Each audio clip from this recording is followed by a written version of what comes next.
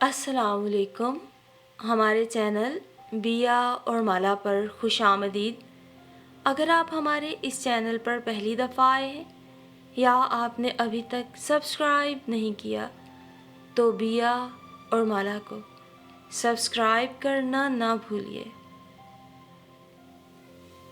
پورے 5 سال 6 مہینے اور 27 دن کی بیماری کے بعد اس کی اماں اپنے نازک سے وجود اور سفید چہرے کے ساتھ اس دار فانی سے کوچ کر گئیں، اور وہ جو کتابوں، سہیلیوں اور خوابوں سے ہاتھ چھڑا کر اپنی ماں کی پٹی سے کئی سالوں سے لگی رہی، تو اب بالکل خالی ہاتھ ہو کر ٹکر ٹکر اماں کی خالی چارپائی کو دیکھا کرتی، یا پھر بولائی بولائی اس 5 مرلے کے مکان میں گھومتی پھرتی۔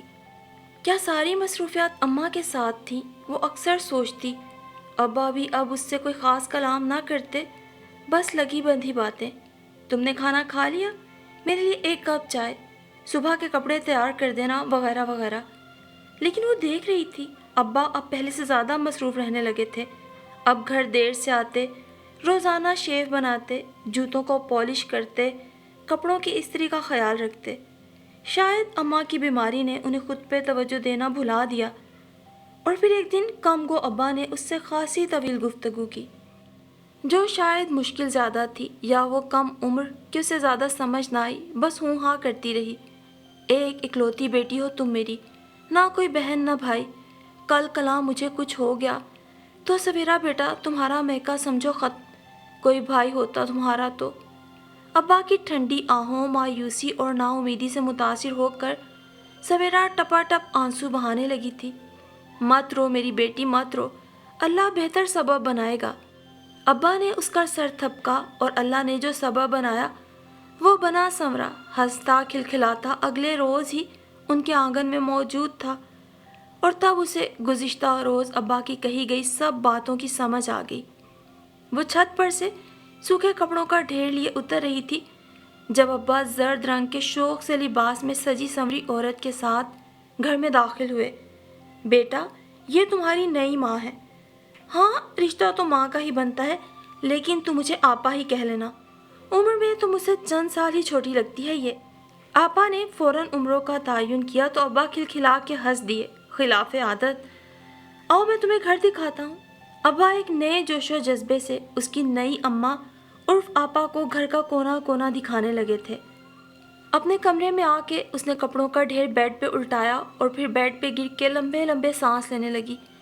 سویرا، سویرا، باہر ابا پکار رہے تھے۔ کہاں چلی گئی؟ آپ کی بیٹی کو نا ہمارا یہاں آنا غالباً اچھا نہیں لگا، نئی ماں کا با آواز بلند اپنے خیالات کا اظہار تھا۔ نہیں نہیں، ایسی کوئی بات نہیں۔ ابا کی شرمندہ سی آواز پہ وہ گھبرا کے اٹھ کھڑی ہوئی۔ اپنے پیارے ابا کو وہ شرمندہ ہوتے کیسے دیکھ سکتی تھی؟ جھٹ باہر نکلی اور بولی، میں آپ کے لیے چائے بناتی ہوں۔ باورچی خانے میں گھسی تھی کہ تھوڑی ہی دیر میں ابا نے باورچی خانے کی سلیب پہ مختلف شاپر سجا دیے۔ ابا بیکری سے ہو کے آئے تھے اور اب وہ اپنے کمرے میں تھے۔ چپلی کباب، پیسٹری، رول، پیزا، چولہے پہ رکھی چائے پک پک کے کڑوی ہونے لگی۔ تب ابا نے پکارا، سویرا، چائے میں کتنی دیر ہے؟ پھر وہ خود بھی چلے آئے تو سویرا نے ٹرالی ان کے حوالے کی اور خود باورچی خانے میں ہی ٹھہر گئی۔ اماں کو مرے ہوئے آج اس نے دنوں مہینوں کا حساب لگانا چاہا، مگر سب غلط سلط ہو گیا، تاریخیں گڑ مڈ ہو گئیں۔ ہم لوگ کچھ دیر تک آتے ہیں، دروازہ اندر سے بند کر لو اور کھانے کا انتظام کر لینا، رات میں سب اکٹھے بیٹھ کے ہی کھانا کھائیں گے۔ ابا ہنستے ہوئے نئی اماں کے ساتھ باہر نکل گئے۔ آپا نے بھی بڑے چاؤ سے ہاتھ بڑھا کے ابا کا ہاتھ اپنے ہاتھ میں تھاما تھا، اور دروازے سے باہر نکلتے شاید ہلکی سی سرگوشی بھی ابا کے کان میں کی تھی، سو اسے ڈیوڈی سے مردانہ ہنسی کی آواز کچن تک سنائی دی تھی۔ گھر کتنا گندا گندا سا لگ رہا تھا۔ وہ جلدی جلدی صفائی کرنے لگی۔ شام کے وقت جھاڑو؟ اماں، اس کی اپنی اماں تنبیہ کرتی رہیں، وہیں برآمدے میں کھڑی، لیکن وہ سنی انسنی کرتی شڑاب شڑاب جھاڑو چلاتی رہی۔ بہار آ گئی تھی۔ آنگن کی پرلی دیوار کے ساتھ لگے شہتوت کے سارے درخت برے سے لدے ہوئے تھے۔ ایسی ہی بہار اسے لگتا تھا ابا پر بھی اتر آئی تھی۔ وہ پہلے سے زیادہ صحت مند ہو گئے تھے، سفید رنگت والے چہرے سے خون چھلکنے لگا تھا۔ بہت عرصے بعد باورچی خانہ انواع و اقسام کے کھانوں کی خوشبو اور کلائی میں پہنی چوڑیوں کی کھنک سے آباد ہوا تھا۔ آپا کے ہاتھ میں ذائقہ بلا شبہ کمال کا تھا۔ بریانی، کباب، کڑھی، کوفتے بنانا اس کے بائیں ہاتھ کا کھیل تھا، اور یہ سب چیزیں بنانے کھلانے میں آپا نے اس کے ہاتھ سے ڈوئی بھی بڑی آسانی سے ہتھیا لی۔ جس کے ہاتھ میں ڈوئی ہوتی ہے، گھر اور خاندان پہ راج اسی کا ہوتا ہے۔ اب اس گھر پہ وہی حکمرانی کرے گی۔ تمہیں کوئی تنگی ترشی محسوس ہوئی تو بھائی جان سے کہہ کے میری طرف چلی آنا، خالہ بھی تو ماں برابر ہوتی ہے۔ خالہ نے اسے فون پہ سمجھایا۔ نہیں نہیں، مجھے بھلا کیا تنگی ترشی ہونی، اس نے بہت سبھاؤ سے انہیں اور خود کو بہلایا تھا۔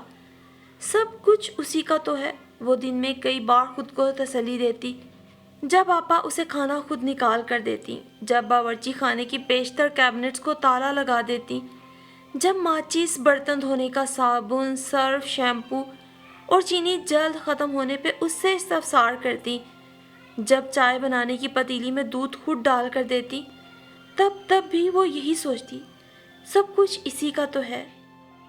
سویرا باورچی خانے میں تھی۔ آپا اس کے کمرے میں آ کے کہہ گئی تھی، تم سبزی اور پیاز وغیرہ کاٹ دو، پکاؤں گی میں خود۔ لہسن اور ادرک بھی چوپ کر لینا، میں ابھی آتی ہوں۔ سبزی، پیاز، ادرک، لہسن، ٹماٹر، ذرا دھنیا ہی تو صاف کرنے والا رہ گیا تھا۔ وہ سب سبز پتے چننے لگی۔ اماں، اس کی اپنی اماں نے ہولے سے میز بجائی۔ سویرا نے نظریں اٹھائیں تو وہ دھنیا کی سبز ڈنڈیوں کی طرف اشارہ کرنے لگی۔ آپا کو پسند نہیں، وہ کہتی ہیں صرف پتے صاف کر دیا کرو۔ اور مسعود جو اس کی کھوج میں باورچی خانے میں چلا آیا تھا، پہلے حیران ہوا، پھر بے اختیار ہی ہنس دیا۔ ارے تم اکیلے میں بھی باتیں کرتی ہو؟ وہ اس کے سامنے بیٹھ کے پوچھنے لگا۔ سویرا نے کوئی جواب نہیں دیا، اور عموماً ایسا ہی ہوتا تھا، وہ جواب میں کچھ بھی نہ بولتی۔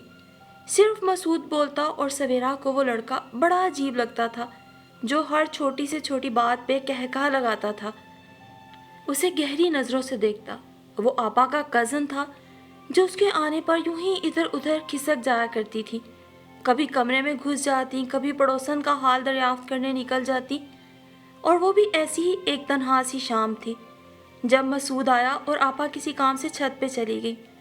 مسعود اپنی ہی کسی بات پہ ہنسا، اور ہنسی میں وہ سویرا کے اس قدر قریب چلا آیا کہ سویرا کو اس سے خوف آنے لگا۔ وہ اتنا لمبا چوڑا تو کبھی بھی نہ تھا، پھر بھی اس لمحے سویرا کو اپنے چہار جانے وہ پھیلا محسوس ہوا۔ وہ زرد روسی اس سے بچنے کی کوشش میں بھاگی تو ابا سامنے کھڑے تھے، عین سویرا کے سامنے۔ وہ بھاگ کے ان کے سینے میں سما گئی۔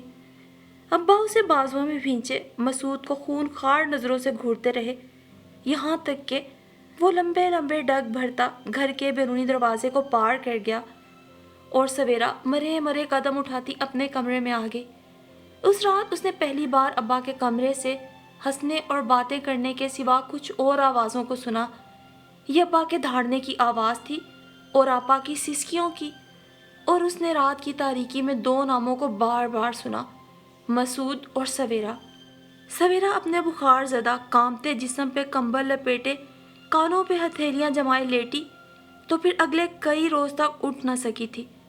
مسعود بھی اگلے کئی دن تک گھر میں نظر نہ آیا، اور پھر اس دن وہ آنگن میں چارپائی پہ لیٹی خالی ذہن خالی آنکھوں سے آسمان کو دیکھ رہی تھی کہ دروازے پہ ایک کے بعد دوسری دستک ہوئی۔ وہ نہ چاہتے ہوئے اٹھ کے دروازے تک گئی۔ کون؟ میں خاور، آپا بازار گئی ہیں، اس نے کہا، پھر آنے والے کا جواب نہیں سنا، یوں ہی الٹے قدموں لوٹ آئی، اور یہی بات رات کے ہنگامے کا سبب بن گئی۔ وہ کچھ دیر پہلے ہی کھانے کی ٹرے ابا کے کمرے میں پہنچا کر آئی تھی۔ آپا کی طبیعت ناساز تھی، بظاہر تو ہٹی کٹی نظر آتی، خدا جانے کیا مسئلہ تھا۔ ابا کے کمرے سے اٹھنے والی دھیمی آوازیں شور اور شور سے رات کو ہنگامے میں بدل گئیں۔ وہ بھاگ کر اپنے کمرے سے نکلی اور تھر تھر کانپتی ابا کے دروازے سے لگ گئی۔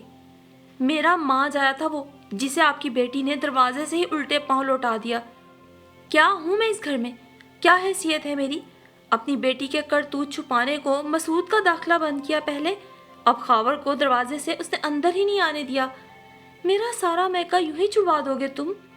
اس 2 چٹان کی لڑکی کے پیچھے میں تو اپنے سارے رشتے کھو دوں گی۔ سویرا ابا کی بات سننے کی منتظر تھی، لیکن ابا شاید تھک گئے تھے، خاموش رہے اتنی دیر تک کہ وہ تھک ہار کے آنگن میں آ بیٹھی۔ خاور رفیہ کا بھائی ہے، سگا بھائی، تمہیں چاہیے تھا اسے گھر میں بلا لیتی۔ صبح ناشتہ کرتے وقت ابا نے سے کہا تھا۔ آپا گھر میں نہیں تھیں تب بھی اس نے بس ایک سوال ہی کیا۔ ابا کو جانے کیا ہوا تھا کہ ہاتھ میں پکڑا سلائس پلیٹ میں پٹک کر ناشتہ مکمل کیے بنا ہی اٹھ گئے، اور اسی روز خاور دوبارہ آیا تھا، یا شاید بلوایا گیا۔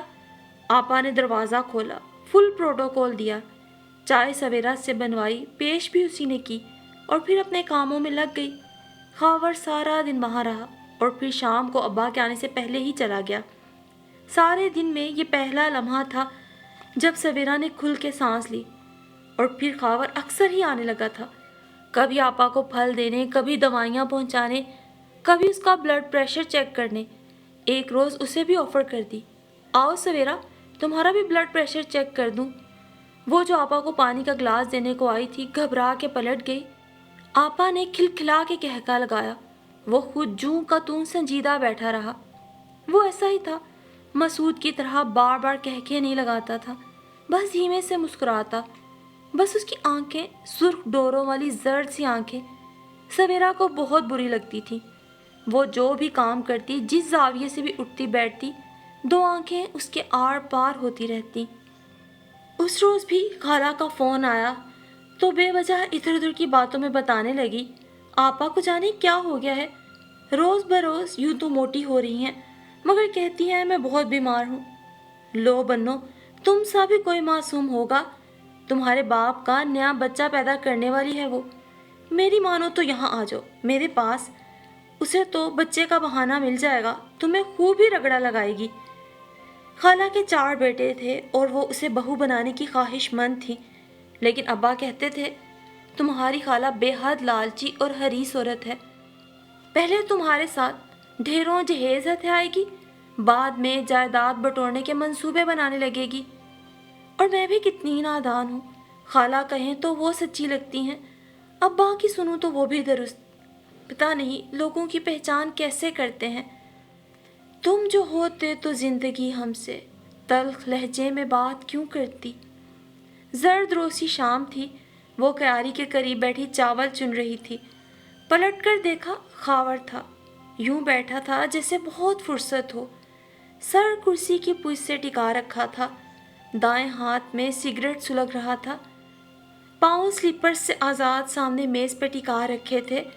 وہ زیر لب دہرا رہا تھا، تم جو ہوتے تو زندگی ہم سے تلخ لہجے میں بات کیوں کرتی۔ چہرے پہ مسکراہٹ تھی، ہلکے سے درد میں لپٹی مسکراہٹ۔ وہ جانے کیوں اسے دیکھتی چلی گئی۔ خاور کی نظروں نے زاویہ بدلا، سویرا نے محسوس کر لیا، لیکن جانے کیا ہوا کہ وہ اپنی نظروں کا زاویہ بدل ہی نہ پائی۔ وہ جہاں تھی ٹکی رہی، یہاں تک کہ خاور کی نظروں میں سوال اتر آیا۔ تب جیسے وہ کسی گیان سے جاگی، گھبرا کے کھڑی ہوئی تو ذرا سے چاول گرے اور دور تک بکھرتے چلے گئے۔ وہ شرمسار سی باورچی خانے میں آن کھڑی ہوئی۔ کیا ضرورت تھی ایک غیر مرد کو اتنی گہری نگاہ سے دیکھنے کی؟ اماں نے گھرکا تھا، ایک تو یہ ہر وقت پہرے دار بنی پھرتی ہیں میری، پتہ نہیں اماں پہ غصہ تھا یا خود پہ۔ بڑبڑاتی ہوئی چولہے کی تیز آنچ پہ پیاز بھوننے لگی۔ باہر بیٹھا خاور نیم با آنکھوں سے چڑیوں کو آنگن میں اترتے چاول چگتے دیکھتا رہا۔ سگریٹ جل کر بجھ گیا، لیکن مسکراہٹ تھی کہ اس کے ہونٹوں پہ سلگے جا رہی تھی۔ اور اس شام سویرا نے ڈھیر سا کام کیا تھا، سب نمٹا لیا۔ تھک ہار کے بستر پہ جاتے ہی سوچا نیند آ جائے گی۔ دل جو سوچنا چاہ رہا ہے نہ سوچے نہ دہرائے، یہاں تک کہ اس نے بے بس ہو کے خود کو آزاد چھوڑ دیا۔ آنکھوں نے جو دیکھا کئی بار سوچا، دل ویسے دھڑکا جیسے شام کو دھڑکا تھا۔ اس پل، اس لمحے جب اس کے وجود کو خاور نے اپنی نظروں کے حصار میں لیا تھا، جب دونوں کی آنکھیں چار ہوئیں، جب خاور کی پرخیال سرخی مائل آنکھوں میں اس کے لیے سوال ابھرا جب اس نے خاور کے چہرے کے ایک ایک نقش کو گھڑی بھر کے لیے بہت وضاحت سے دیکھا تھا، اور جب اس کی آواز کانوں میں بار بار گونجتی تھی۔ بعض مردوں کی آواز کتنی خوبصورت ہوتی ہے، پتہ نہیں اس زرد روز شام کا فسوں تھا یا سویرا کی کچی عمر کا۔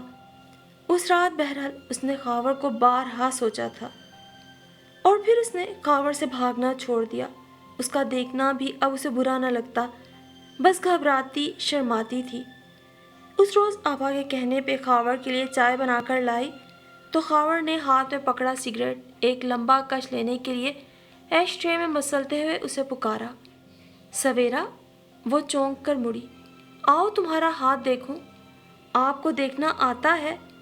ٹھیک ٹھاک دیکھنا آتا ہے۔ اپنی ہتھیلیاں اس کے سامنے سویرا نے پھیلا دی، کوری بے داغ نرم گداز گلابی ہتھیلیاں جنہیں خاور نے کئی لمحے نظروں کے حصار میں رکھا۔ پھر ایک دم ہی خاور کا مضبوط سانولا کھردری ہتھیلی والا ہاتھ اس کے نیچے آ ٹھہرا۔ وہ ذرا سا کپ کپائی، چونک کر نگاہ اٹھائی۔ خاور کے دل میں کیا ہے اس کے چہرے سے اندازہ نہ کر پائی۔ خاور نے اپنے انگوٹھے سے اس کی ہتھیلی پہ بکھری مہین سی لکیروں کو چھوا تو سویرا کا دل پگھل کر پورے وجود میں دھڑکنے لگا تھا۔ تب ہی ہلکی سی آہٹ ہوئی۔ ان دونوں نے سر اٹھایا۔ ابا چند قدم کے فاصلے پہ کھڑے تھے۔ ان کے چہرے اور آنکھوں میں کیا تھا ان دونوں کو سمجھنے میں دیر نہ لگی۔ سویرا فوراً ابا کو وضاحت دینے لگی، ابا خاور میرا ہاتھ دیکھ رہے ہیں، مستقبل کی باتیں بتائیں گے۔ لیکن خاور ایک دم بدک کر اس کا ہاتھ چھوڑ کے یوں پیچھے ہو گیا جیسے وہ لوگ کچھ غلط کر رہے تھے۔ اصولاً تو خاور کو ابا کو سلام کرنا چاہیے تھا، لیکن اس کے حلق سے آواز نہ نکلی، اور یوں ہی پریشانی میں وہ لمبے ڈگ بھرتا بیرونی دروازہ پار کر گیا۔ سویرا ہکا بکا سی بیٹھی اپنے سامنے رکھی خالی کرسی اور اپنے پھیلے ہاتھ کو دیکھتی رہ گئی۔ تم اس قدر نادان اور بے وقوف ہو سکتی ہو، میں سوچ بھی نہیں سکتا تھا۔ ابا اس کے ساتھ کمرے میں آئے تھے، اب انتہائی غصے اور سرخ آنکھوں کے ساتھ اس سے مخاطب تھے۔ یہ سب کے سب کم ظرف گھٹیا کمینے لوگ ہیں، تمہارے قابل ہونا تو دور کی بات تمہارے معیار کو بھی نہیں چھو سکتے۔ آئندہ تم ان کے قریب بھٹکی نا تو مجھ سے برا کوئی نہ ہوگا۔ ابا کہہ کر پلٹے تو پھر قدم آگے بڑھا نہ سکے۔ آپا دروازے میں کھڑی تھی، نہ صرف کھڑی تھیں بلکہ حرف بحرف سن بھی چکی تھی۔ سویرا نے ابا کے چہرے پہ ایک رنگ آتے اور ایک جاتے دیکھا۔ آپا نے کچھ نہیں کہا، یوں ہی پلٹ گئی، لیکن رات ہونے سے قبل وہ گھر چھوڑ کے جا چکی تھی۔ کئی مہینوں بعد سویرا نے ابا کو ایک بار پھر رات بھر جاگتے اور خود سے باتیں کرتے سنا تھا۔ ہم تو گھٹیا کم ظرف اور کمینے لوگ ہیں، آپ آسمان سے اتری ہوئی اعلیٰ و رفع مخلوق، ہم آپ کے قابل کہاں، آپ کے معیار کو تو چھو بھی نہیں سکتے۔ جائیے محترم، اپنے ہم پلا لوگوں کو ڈھونڈیں، انہی سے رشتہ جوڑیں۔ آپا بیٹا پیدا کرنے والی تھی، سو انہیں پتا تھا ترپ کا پتا اب ان کے ہاتھ میں ہے۔ نخرے دکھانا تو بنتا ہی تھا۔ ابا روز جاتے آپا کو لینے، پھر انہی قدموں واپس بھی آ جاتے۔ آخر ابا معافی تلافی پہ اتر آئے۔ اس بار آپا نے نرمی دکھائی، ٹھیک ہے چلوں گی آپ کے ساتھ، لیکن میری ایک شرط ہے، آپ سویرا کے بول خاور کے ساتھ پڑھوا دیجئے۔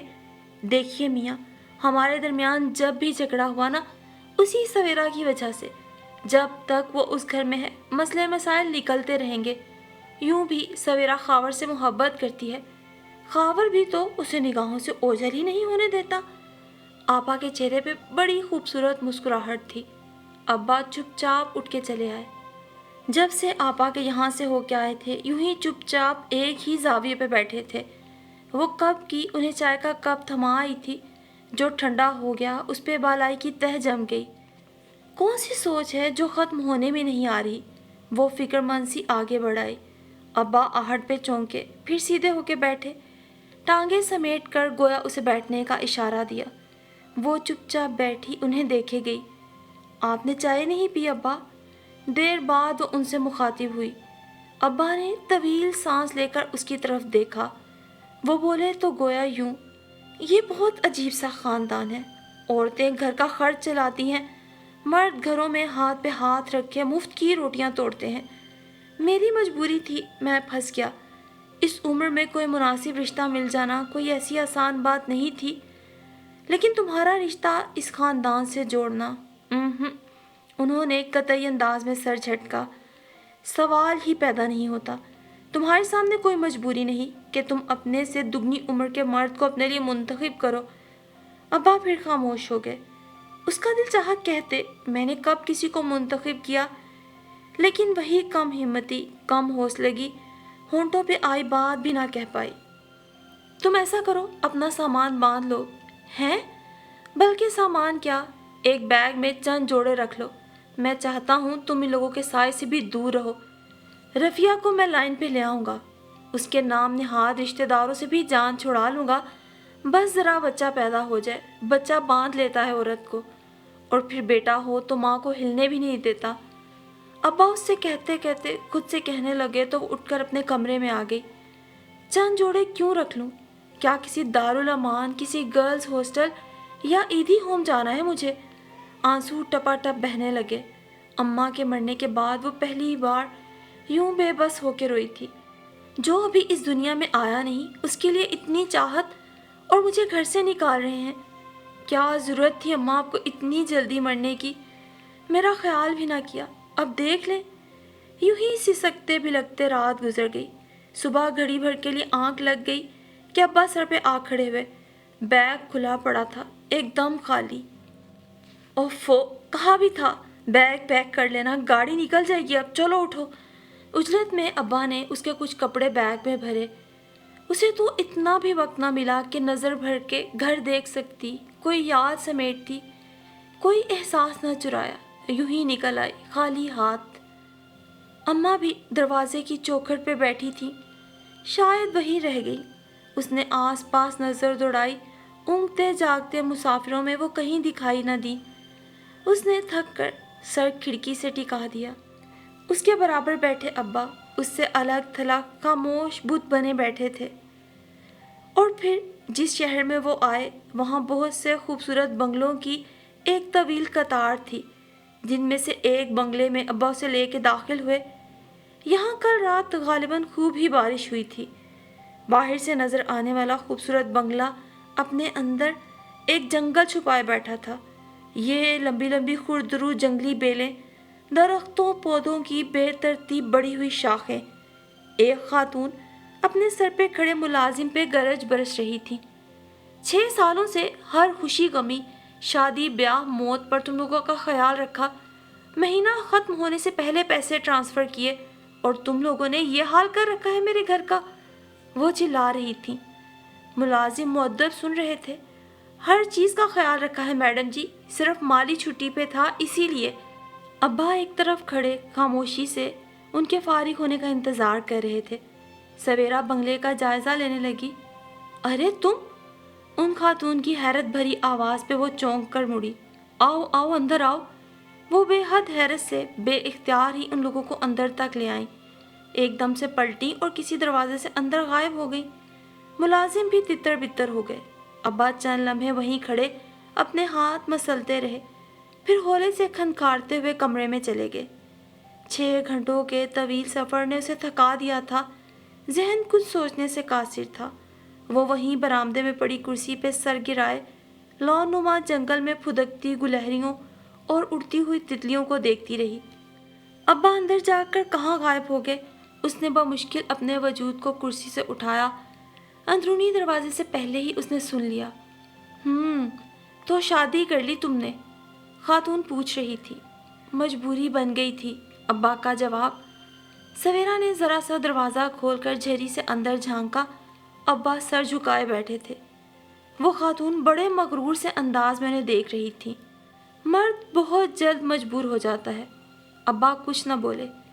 میں سویرا کو آپ کے پاس چھوڑنے آیا ہوں، ہو سکے تو دنیا داری کا کچھ سبق اسے پڑھا دیں۔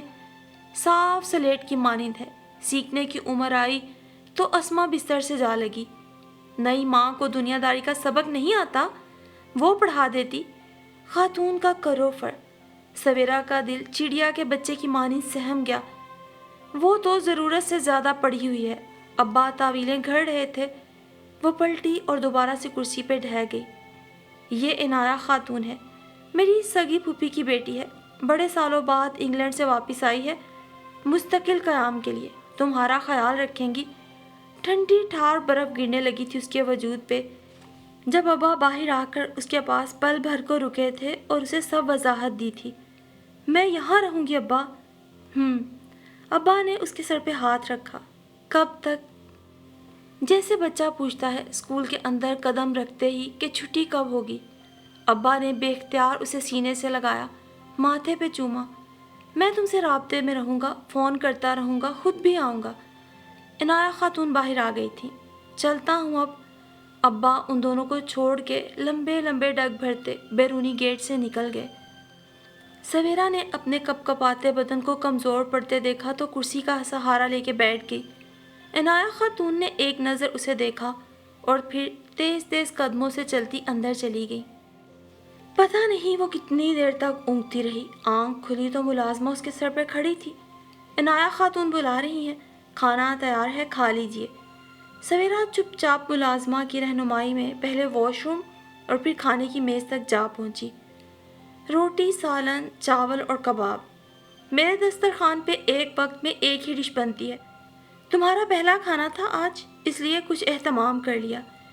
سویرا نے بڑی توجہ سے انہیں دیکھا۔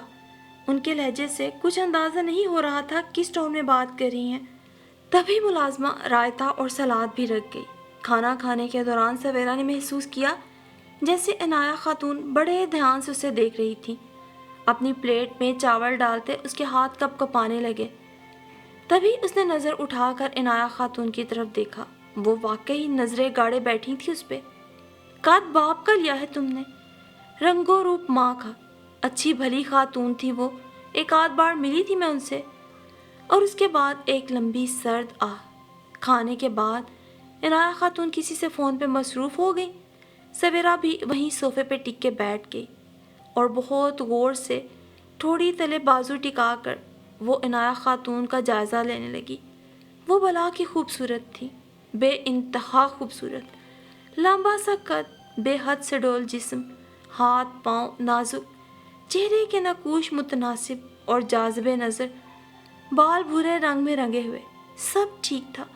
بس وہ چڑچڑے پن اور بد مزاجی کا تاثر تھا جو ان کی شخصیت کی ساری خوبصورتی پہ حاوی ہو رہا تھا۔ وہ انہیں دیکھنے میں یوں محو ہوئی کہ پھر ادھر ادھر کی سدھ بدھ نہ رہی۔ خیال ہی نہ رہا کب ٹانگیں سمیٹ کر صوفے پہ رکھی، کب بازو داہنے گال تلے رکھا اور گہری نیند میں کھو گئی۔ ارے یہ لڑکی تو بہت لاپرواہ اور کاہل لگتی ہے، دیکھو تو بیٹھے بیٹھے ہی خراٹے لینے لگی۔ وہ پچھلی رات کی جاگی ہوئی تھی، سفر کی بھی تھکان تھی۔ نیند میں بس یہ محسوس ہو رہا تھا کسی نے اسے چادر اوڑھائی۔ عنایہ خاتون کے چپتے ہوئے لہجے میں اظہار خیال کو بھی اس نے کہیں دور سے سنا، پر آنکھیں تھی کہ کھلنے پہ راضی نہ تھی۔ وہیں بڑے گہری نیند سوتی رہی، یہاں تک کہ سارا بنگلہ رات کی تاریکی میں ڈوب کر پہلے سے زیادہ وحشت ناک لگنے لگا۔ صبح اٹھ کے وقت پہ ناشتہ کر لیا کرو۔ مڈل کلاس لوگوں کی طرح سارا دن گھر میں چولہا جلتا رہے مجھے اچھا نہیں لگتا۔ رات بھر جاگنے کے بعد آخری پہر میں آنکھ لگی تھی تو بھلا صبح کھلتی کیسے؟ دیر سے جاگی، ناشتہ کر رہی تھی، ابھی پہلا نوالا ہی منہ میں ڈالا تھا کہ عنایہ خاتون کی سرد اور سپاٹ سی آواز کانوں میں پڑی۔ نوالا اس کے حلق میں پھنسنے لگا۔ جھٹ سے پانی کا گلاس منہ کو لگایا، کنکھیوں سے دیکھا۔ وہ بغور صفائی ستھرائی کا جائزہ لے رہی تھی۔ ابا نے کہا تھا فون کروں گا، رابطے میں رہوں گا، پتہ نہیں کب کریں گے فون۔ دیکھو لڑکی، کیا نام ہے؟ وہ ڈائننگ ٹیبل پہ ہی بیٹھی اپنی سوچوں میں گم تھی کہ عنایہ خاتون اس سے مخاطب ہوئی۔ سویرا۔ ہاں سویرا، دیکھو بچی، میں تمہیں بہت زیادہ وقت نہیں دے پاؤں گی، بڑے عرصے بعد وطن لوٹی ہوں، بہت کام ہے، پرانے دوستوں سے ملنا ہے، اپنے آرٹ کا کچھ کام ہے، کچھ کولیگز کے ساتھ ڈسکشنز ہیں، ایک بوتیک سٹارٹ کرنے کا ارادہ ہے، پھر گھر کا بھی کھیڑا۔ تم اپنے لیے خود ایکٹیویٹیز تلاش کرو، کوکنگ میں دلچسپی ہے تو کلاسز لے لو، فلاور میکنگ، سیلف گرومنگ، سب تم پہ ہے۔ میں صرف اتنا کر سکتی ہوں کہ گاڑی اور ڈرائیور تمہارے حوالے کر دوں، विजिट करो, पसंद करो, जहाँ एडमिशन लेना हो बता दो, मैं तुम्हारे साथ चली जाऊँगी। मैं कब तक यहाँ रहूँगी? इतनी तवील गुफ्तगू के बाद उसने बस ये सवाल किया। इनाया खातून के चेहरे पे गुस्सा वाज़े था। तुम्हारे बाप ने नहीं बताया तुम्हें? नहीं, उन्होंने मुझे कुछ नहीं बताया। वो रो देने को थी कि इनाया खातून तवील सांस लेके सीधी हो बैठी और बागौर उसे देखने लगी। बहुत कम उम्र हो तुम। तुम्हारा अब्बा कह रहा था तुम्हें दुनियादारी का कुछ तरीका सलीका समझा दूं। दरिया के पानी में उतरे तो ही उसकी गहराई का अंदाज़ा हो पाता है। तुम दुनिया में निकलोगी तो दुनियादारी भी सीख जाओगी। ड्राइंग रूम में बिठा के पढ़ाए गए सबक वक्त आने पे नाकारा साबित होते हैं। इनाया खातून अपना फ़लसफ़ा झाड़ के जा चुकी थी। दिनों पे दिन गुजरते रहे, उसका दिल तो किसी चीज़ में लग ही नहीं रहा था। वो कुछ सीखती क्या, बस हर दिन अब्बा का और उनके फ़ोन का इंतज़ार। अब्बा ने मुझे यहाँ छोड़ के गोया अपने सिर से बला टाली है। अभी अभी अब्बा का फ़ोन आया था।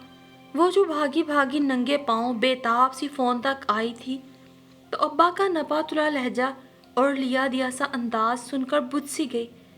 अब्बा, मैं वापस कब आऊँगी? उसने बड़ी हिम्मत से पूछा था। जवाबन कुछ लम्हों की खामोशी के बाद लाइन कट गई। उसने भी उसी खामोशी से रिसीवर रख दिया और पैर चप्पलों में अड़स कर बाहर निकल आई। बीबी, ज़्यादा दूर मत जाइएगा। चौकीदार की वाज़ेह हिदायत के बावजूद वो सीधी सड़क पे चलती रही थी। सुनसान सड़क पे उसके सिवा एक ही 9 उम्र लड़का था जो तवातर से एक बंगले की बेल बजा रहा था। सड़क आगे से मुड़ रही थी, सो वो वहीं से वापस पलटी। तभी उस बंगले का गेट खुला। सवेरा ने बेध्यानी में उस बंगले से निकलते और फिर खूनखार अंदाज में अपनी तरफ बढ़ते शख्स को देखा। Any problem with you? जी, बदतमीजी की कोई हद होती है। मैं पूछ सकता हूँ इस हरकत का मकसद? किस हरकत का? घंटे भर से बेल दे रही हैं आप। क्यों? अगर कोई घर से बाहर नहीं निकल रहा तो इसका मतलब क्या हुआ? ओह, उसे अब सूरत हाल का इदराक हुआ। देखिए, उसने वजाहत देना चाही, लेकिन सामने वाला इतनी दरुस्ती और सफाकी से गरज रहा था कि उसके ज़ब्त का यारा न रहा। दोनों हाथों में चेहरा रख के वो फूट फूट के रो दी तो मुकाबिल एकदम चुप हो गया। अब इस तरह रोने का आपका मकसद? अब इस अजनबी को कौन मकसद समझाता? सवेरा उसके साइड से होके निकल कर भागी थी। अरे रुको, सुनो, एक्सक्यूज़ मी। वो चंद कदम उसके पीछे लपका, पर वो थमी न उसके आंसू। यहाँ तक के बहते आंसुओं को अपने पल्लू में समोती वो अपने कमरे में आ बंद हुई। इतना गम, इतना गुस्सा, इतने आंसू। बस ये पर्दा कौन सी बात थी? कौन था जिसका दिया हुआ जख्म गहरा था? वो अजनबी शख्स या उसका अपना बाप? वो अगले 3 दिन तेज़ बुखार में फुनकती रही। इनाया खातून मसरूफ़ से मसरूफ़ तर। मुलाजमा ने इतला दी तो कह दिया, मेडिसिन दो, ज़रूरत हुई तो डॉक्टर के पास ले जाना। मुलाजमा ने यही किया। उसने दवा खा ली। चौथे रोज़ अपने पाँव पे खड़ी होने के काबिल हुई तो इनाया खातून से सामना भी हो गया। वो भी उसे देख के पल भर को चौंक सी गई। अरे, ये तुमने क्या हालत बना रखी है? मैं वापस जाना चाहती हूँ। हमेशा की तरह खिलाफ तवक्को बात कह के उसने उन्हें चिढ़ा दिया। मैं लेकर आई थी तुम्हें? जिसके साथ आई थी उससे कहो तुम्हें आके ले जाए। सवेरा ने भी कुछ सोचे बिना बाप का नंबर डायल कर लिया। मुझे आके ले जाएं अब्बा, मेरा दिल नहीं लगता आपके बगैर। दिल नहीं लगता? मेरे बगैर या खावर के बगैर? वो थर्रा के रह गई। अब्बा? लफ्ज़ उसके होंठों से अदा होने भी ना पाए थे कि अब्बा ने दोबारा चाबुक लहराया। तुम यहाँ आना चाहती हो? इन बेगैरत लोगों के हाथों खिलौना बनना चाहती हो? ताकि तन्हाई में बैठकर पिदराना गैरत का तकाजा था कि वो इससे आगे कुछ ना कहते, लेकिन सवेरा की गैरत ने बहुत आगे की बात समझ ली। रिसीवर ही नहीं हाथ से छूटा था। उसे पता चला बाप का एतबार, मोहब्बत, शफकत सब कुछ छूट गया। सांसें बेतरह उलझ गईं। लगा जैसे सांसें बंद हो गई हैं। इससे कबल कि वहीं चकरा के गिर जाती। बाहर लॉन की तरफ भागी। दोनों हथेलियों पे अपना सर गिराए वो इंतज़ार में थी कौन सी सांस उसकी आखिरी सांस होगी। تبھی کوئی اس کے قریب آ کر جاندار آواز میں پکارا تھا، عنایہ خاتون ہوں گی گھر پہ؟ اس نے سر اٹھا کے دیکھا اور ایسا دیکھا کہ سامنے والے پہ گویا کوئی طلسم پھونک دیا۔ ایسا چہرہ، ایسی آنکھیں، یہ نظر، وہ پتھر تھا جو ایک دم بھربھری ریت بن کے ڈھہ گیا، ذرہ ذرہ ہو گیا۔ یہ چہرہ آج سے پہلے کائنات میں اس نے کہیں نہ دیکھا تھا، نہ یہ آنکھیں، نہ ان آنکھوں میں پھیلا حزن، لیکن تلاش اسے اسی حسن، اسی چہرے کی تھی۔ اسے لگا جیسے یہ اس کے وجود کا کوئی گم شدہ حصہ تھی، اب جیسے اسے پا کر ہی اس کی روح کی تکمیل ہونا تھی۔ وہ اس کے سامنے نہیں تھی، جا چکی تھی، بس وہ رہ گیا تھا ارمغان جہانگیر، حیران بے یقین، یہاں تک کہ شام کا سورج اس کے سامنے ڈوب کے چاروں اور تاریکی پھیلا گیا۔